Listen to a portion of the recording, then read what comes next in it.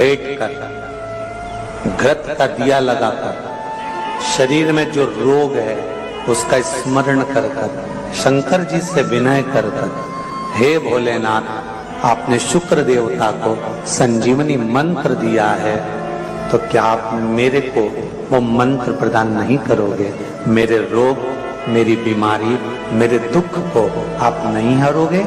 शिव से कहो, ये शरीर आपने दिया है और भजन करने के लिए दिया है, स्मरण करने के लिए दिया है, कीर्तन करने के लिए दिया है, तो संभालोगे भी आप। और बेलपत्री की ओर मुख कर कर घी का दिया लगाकर महामृत्युंजय मंत्र का स्मरण कर लेने पर धीरे धीरे धीरे धीरे धीरे धीरे वो रोग समाप्ति की ओर आता चले जाता है। हर महीने आता जब आपके हृदय में कभी कोई बात आ जाए कि बाबा आज मेरा मन ये कह रहा है और आपको सुनना है बाबा, आपको स्वीकारना है बाबा, आपको मेरे मन की बात जानना है बाबा, बस हाथ में चंदन लगाया, बेलपत्री का भाग इस तरह से पकड़कर शिव जी से अपने हृदय की बात कहकर, मेरे देवादिदेव महादेव से दिल से कहकर, अशोक सुंदरी वाली जो जगह होती है, आपको बताया है अशोक सुंदरी का जो स्थान होता है, ये शिवलिंग या अशोक सुंदरी की जगह, इस बेलपत्र को अशोक सुंदरी वाली जगह पर जहाँ शिवलिंग है, शिवलिंग की साइड पर पहले नंबर की पत्ती का मुख होना चाहिए, बस उसको रख दीजिए और उस पर थोड़ी देर हाथ रखकर अपने हृदय की बात मेरे महादेव को दिल से कहकर आ जाइए। अगली सोमवार की अष्टमी या अगला प्रदोष या अगली शिवरात्रि जब आती है, मेरा महादेव आपकी मनोकामना का भाव पूर्ण करता है। ये शिव तत्व है। एक बात अपने जीवन में उतार कर रखिएगा, सोमवार की अष्टमी, शिवरात्रि या सोमवार, प्रदोष, बन सके तुम्हारे पास में शिवालय हो या बेलपत्री का वृक्ष हो, वहां दीप दान अवश्य करना चाहिए। अब एक बात का स्मरण आपको रहे थोड़ा सा, अगर किसी कामना के वश अगर हम दीप लगा रहे हैं या हमारे मन में कोई भाव उत्पन्न है और हम बाबा से कहना चाहते हैं कि बाबा मेरा ये कार्य है आप पूर्ण करिएगा, तो फिर शिव मंदिर में भी लंबी बाती का दीप आप प्रदोष या सोमवार की अष्टमी या सोमवार या आप शिवरात्रि को बाबा से निवेदन कर कर लगा सकते। हाँ, विशेष जब कोई एक बहुत बड़ी बात हो और आपके कार्य में कहीं अटकल हो रही हो, तो एक ही दीप में दो बाती, शिव और शक्ति, लंबी बाती बनाई, शिव और शक्ति के नाम से दो बाती एक साथ एक दीप में भी लगा सकते। पर कब? जब विशेष कोई आपका कार्य हो और वो अटक रहा हो, विशेष कोई कार्य, और आप बाबा से प्रार्थना कर रहे हो, तो दो बाती का भी प्रयोग आप कर सकते हो। ऐसे शिव तत्व।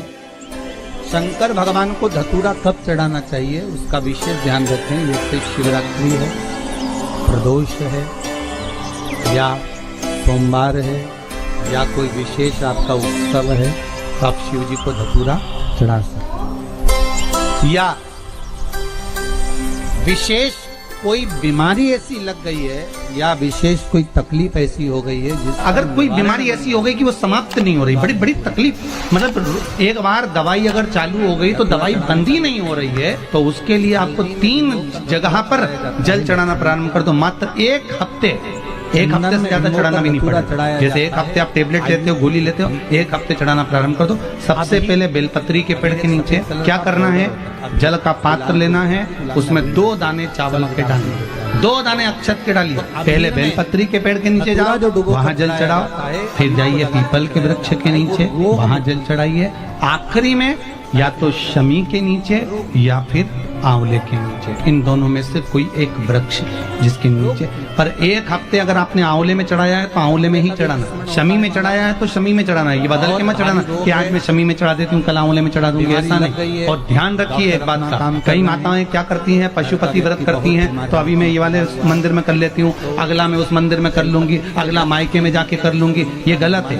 अगर पशुपति नाथ का व्रत कर रहे हो तो एक ही मंदिर में करना। उसमें ना तो हल्दी लगाई जाती है, ना चंदन लगाया जाता है, ना अबीर लगाया जाता है, केवल धतूरा चाहिए। जिसके जीवन में हमेशा कांटे ही मिले हैं। बेटी बड़ी हुई तो घर में मायके में दुख देखा, और मायके से गई ससुराल में तो ससुराल में दुख देखा। ससुराल में भी दुख देखने के बाद में भी पति को बहुत कुछ काम खुलवाया, बहुत धंधे खुलवाए, नौकरी लगवाई, पर वो पति बार बार छोड़ कर आ गया, बार बार तकलीफ भोग रहा है, बार बार कष्ट भोग रहा है। फिर थोड़े दिन काम करता है, थोड़े दिन छूट जाता है, फिर व्यापार में बढ़ता है, फिर छूट जाता है, फिर कोई दुकान खुलवाई, थोड़े दिन अच्छी चली, फिर वापस वहीं घर पर आकर बैठ गया। अर्थात उसके जीवन में वो शूलता चल रही है। तो बाबा देवाधिदेव महादेव कहते हैं, ये 3 घड़ी 3 पल 3 नक्षत्र 3 समय 3 दिन में जो शूल मुझे समर्पित करता है, उसके जीवन से मैं शूल हटा देता हूं। वो 3 दिन लिखे स्कंद पुराण में।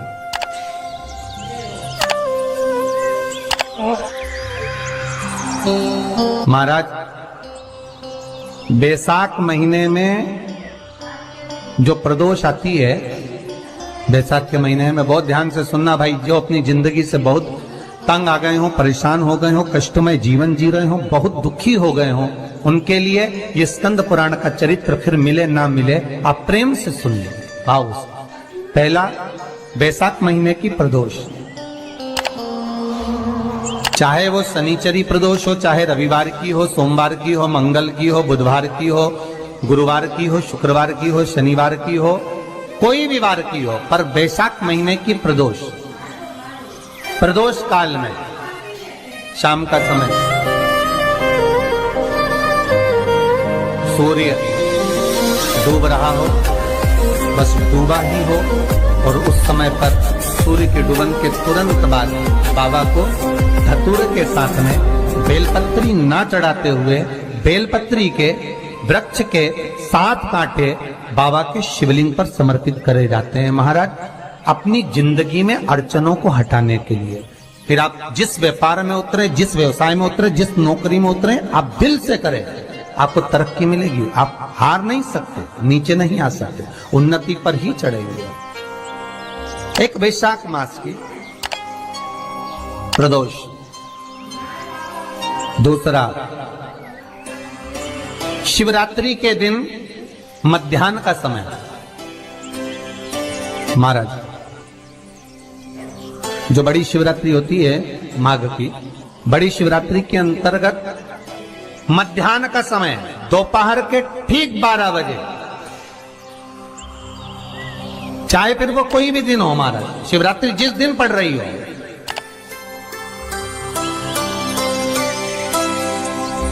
उस दिन भी धतूरे के साथ बाबा को 7 कांटे बेलपत्री के वृक्ष के समर्पित होते हैं। महाराज, इसमें आप ये वाले जो कांटे हैं, जो शिवरात्रि के दोपहर 12 बजे वाले हैं, अगर कोई मदिरा पीने वाला हो, व्यसन में डूबने वाला हो, कोई जुआ खेलने वाला हो, कोई गलत वैश्यावृत्ति करने वाला, या अपने मार्ग से विचलित कोई व्यक्ति है, उसके लिए भी ये कांटे बहुत काम आते हैं। महाराज, दूसरा, पार्वती, तेरे द्वारा तेरे नयन अश्रु से जो प्रगटा हुआ बेल का वृक्ष है, द्वितीय शूल मैं वहां धारण करता, तृतीय शूल, तीसरा शूल जो वर्णन करा गया। महाराज, भगवान श्रावण के महीने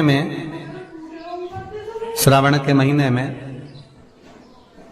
जो भी दूसरा सोमवार पड़े, जो भी पड़े, श्रावण के महीने का जो दूसरा सोमवार होता है, उस दूसरे सोमवार में रात्रि के समय पर, अर्थात शास्त्र अब घड़ी और पल का स्मरण करेंगे तो रात्रि के बजेंगे 10 से 12 बजे, महाराज 10 से 12 के बीच में धतूरे के साथ बाबा को शूल समर्पित होता है। महाराज, ये भी हमारी बाधाओं को, हमारी तकलीफों को व्यापार व्यवसाय के लिए, नौकरी